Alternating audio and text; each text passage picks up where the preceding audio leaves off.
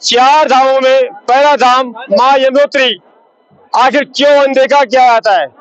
क्यों यहाँ पर सौतेला व्यवहार है? अभी रावत जी कह रहे थे कि पिछली बार एक कैलेंडर छपा था जिसमें चार धामों में से इसका नाम ही नहीं था, तो बड़ा दुर्भाग्य है। देखिए, ये कोई सरकार नहीं है, ये कोई राजनेता नहीं है, मुख्यमंत्री नहीं है, ये हमारे मुख्य है, मूल है हमारा। इस पर भी हम चर्चा करेंगे रावत जी से, पंडित जी से। और एक विशेष बात, आप देखिए धारा 144 हमारी सरकारें न पलायन रोक पाई, न श्रद्धालुओं को थाम पाई। श्रद्धालु यहाँ पहुंचते हैं, हमें रोजगार मिलता है और लोगों को शांति मिलती है। आखिर कैसे बचेगा हमारा उत्तराखंड? धन्य है हमारे वो तीर्थ पुरोहित जो हर तीर्थ का हित समझकर यहाँ कार्य किया करते थे उन विषम परिस्थितियों में, और लोग यहाँ पहुंचते थे। धन्य है हमारे वो पूर्वज जो विषम परिस्थितियों में उन रास्तों से आकर यहाँ आते थे, जो आपने देखा भी होगा। लेकिन आज सरकारें रास्ता बनवा तो नहीं सकती, लेकिन हमारा रास्ता रोक जरूर रही है। संस्कार से में व्यापार भी मिलता है। और हमारे तीर्थ पुरोहितों ने अगर अब ये तीर्थों के बारे में न बताया होता, और जहां तक आज हमें लग रहा है कि तीर्थों का नाम बदला जा रहा है, तीर्थ पुरोहितों को मिटाया जा रहा है और तीर्थ यात्रियों को रोका जा रहा है। क्या आप चाहते हैं कि सब लोग यहाँ शराब पीने पर्यटक बन के आए और फोटो और वीडियो रील्स बनाकर चले जाएं? आखिर जो हमारी मान्यता थी वो किस प्रकार से बच पाएगी? इस पर आज सभी को सोचना होगा। ये एक सोच का विषय है। आप राहुल जी बताइए कि धारा 144 जो लगी, इस पे आप क्या है आपका मानना? सही था या गलत था? हमारा मानना ये है कि ऐसे धामों में धारा 144 लगाने का तो कोई महत्व सिद्ध होता ही नहीं है, क्योंकि आप पूरी पब्लिक को देख लीजिए। धारा 144 का मतलब एक छोटा सा समूह भी कहीं पर खड़ा नहीं हो सकता, ये धारा 144 है। उसके बावजूद ये जो हमारे अनादि काल से जो हमारे तीर्थ हैं, इनके लोग एक संग्रह के रूप में, एक पहचान के रूप में, एक स्मृति के रूप में इनकी फोटोग्राफी भी करते हैं, देखते भी हैं। लेकिन फोटोग्राफी का स्वरूप विकृत न हो, ये तो हम भी मानते हैं, क्योंकि किसी व्यवस्था को कायम करने में स्थानीय लोगों का सबसे ज्यादा महत्व होता है, उसके बाद प्रशासन का होता है। तो प्रशासन और हम भी साथ में समानांतर रूप से दोषी हैं, क्योंकि हो सकता है हम यहाँ पर उन व्यवस्थाओं को कायम करने में पूर्ण अक्षम है। ये हम भी अपनी गलती को स्वीकार करते हैं। लेकिन हम तो जो यथार्थ है, एक रावल होने के नाते यही कहेंगे कि हम तो जो हमारे सनातन धर्मी है आए, उनको हम यहाँ से इस दुर्गम क्षेत्र से, इन स्थानों से आशीर्वाद के अलावा कुछ नहीं दे पाते हैं। हम तो आशीर्वाद हमारे पास मुक्त है।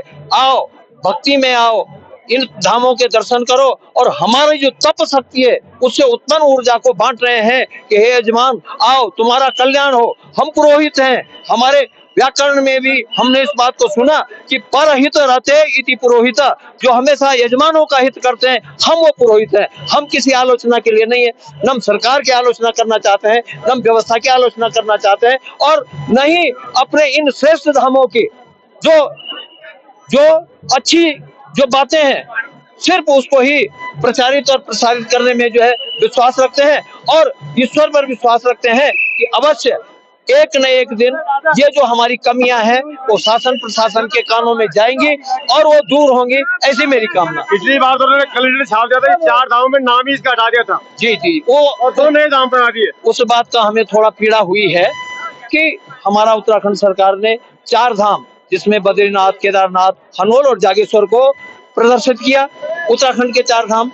हमें इस बात का कष्ट हुआ कि जो पूर्व प्रचारित हैं गंगोत्री, यमुनोत्री, उनका कहीं उल्लेख नहीं था। हम उस समय भी ये बात कही कि माननीय मुख्यमंत्री जी को अगर ये होता कि उत्तराखंड के हमारे 6 धाम, उत्तराखंड के 8 धाम, न जाने कितने जोड़ दो, तो हमें कष्ट नहीं होता। लेकिन हमें सिर्फ इस बात का कष्ट हुआ कि लोक प्रचारित, शास्त्र प्रमाणित और वेद प्रमाणित जो हमारे गंगा और यमुना और गंगोत्री और यमुनोत्री धाम है, क्योंकि गंगा और यमुना ये देव तीर्थों में आते हैं और इसके बिना जो है उत्तराखंड की पवित्रता है ही नहीं। तरती अनेना सा तीर्थ, जहाँ पर व्यक्ति तर जाता है। और ऐसे धामों को अपने व्यवहार से अगर हम हटा दें तो इसमें कई प्रकार की किंवदंतियां फिर जुड़ जाती हैं, कई प्रकार की विसंगतियां, और लोग प्रश्न करते हैं। हमें हमारी अवधारणा किसी भी रूप में किसी भी व्यवस्था को दुत्कारना नहीं है, अपितु ये जो छोटी मोटी जो विसंगतियां हो जाती हैं, हमारी सरकार उसको नजरअंदाज करे। संक्षेप में आपका सुझाव क्या है? जैसे यहाँ ट्रॉली लग रही है, वहाँ पार्किंग की व्यवस्था बिगड़ेगी। दूसरी बात यहाँ पे घाटों के बारे में संक्षेप में क्या कहना चाहेंगे आप? हम कहना चाहेंगे कि कोई भी चीज जो विकास होता है तो विकास के साथ कुछ विनाश के सुधार भी पहले ही कर देने चाहिए, जो साइड इफेक्ट होते हैं। ये आपने बहुत बढ़िया प्रश्न किया। हमारी ट्रॉली लग रही है और हमारी आवश्यकता है, हमें हेलीपैड चाहिए यमुनोत्री में, हमारी आवश्यकता है, लेकिन उससे उत्पन्न जो विसंगति होगी तो सरकार, विशेषज्ञ लोग और हम लोग इसका एक मंथन करके कि भाई आने वाले कल में ये चीज हो सकती है, उसका निराकरण अगर हम समय से पहले कर देंगे तो वो ज्यादा अच्छा होता है। यही व्यवहारिकता है और विकास होना चाहिए। हम जो है सरकार के पक्षधर हैं इस मामले में। आप विकास कीजिए और हमसे जो भी सुझाव होते हैं वो लीजिए। अभी हमारे जो डीएम साहब हैं वो बड़े चिंतित यहाँ पर, मेहरबान सिंह जी विश्व, उनसे हमारी निरंतर चर्चा होती है तो उनका ध्येय हमने देखा, उनको पीड़ा है। वो यहाँ एसडीएम भी रह चुके हैं, लेकिन उनकी पीड़ा तब सार्थक होगी अगर धरातल पे वो उतरता है। यही हमारी सुना है आज यहाँ पर एक मीटिंग होने वाली थी, इसमें आपको बुलाया नहीं? वो एक हाई कमेटी है जो अभी बोर्ड बना है, उन्होंने प्राधिकरण बनाया है, तो उस प्राधिकरण की को चार धाम को एक प्लेटफॉर्म पर लाना है।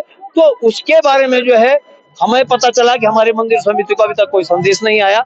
यदि वो समिति आज बड़कोट आएगी और कल शायद उनका जानकी चट्टी तक का दौरा है, तो यदि मंदिर समिति उसमें सम्मिलित होती तो ज्यादा अच्छा था। यही मेरा कहना है। वो अपना जो है अच्छा काम करे, अपना अच्छा जो विचार है, अच्छी जो रिपोर्ट है उसको प्रस्तुत करें।